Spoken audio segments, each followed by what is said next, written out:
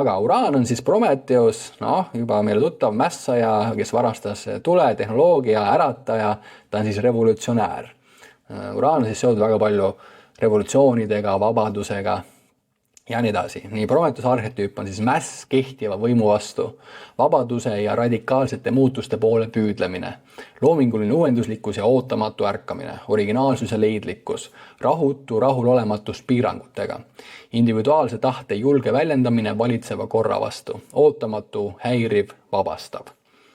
Siis natuke siis seda Uraani tutvustada, et mida see Uraani arhetüüp siis teeb näiteks maailma horoskoobis, ka meie sünnikaartides. Uraan toimib vabastades ja äratades ootamatult kõike, mida ta puudutab. Ehk siis ta on selline vabastaja, ta on ootamatu. Tulevarastaja, kes trotsib jumalaid inimkonna nimel. Tulevarastaja siis selline kreeka vaste. Mässulisus, kannatamatus tavapäraste struktuuride suhtes. Ebastabiilne ja ettearvamatu käitumine, lakkamatu püüdlus vabaduse ja uue poole. Ehk siis Uraan paljuski vastab siis sellele müütilisele Prometheusele,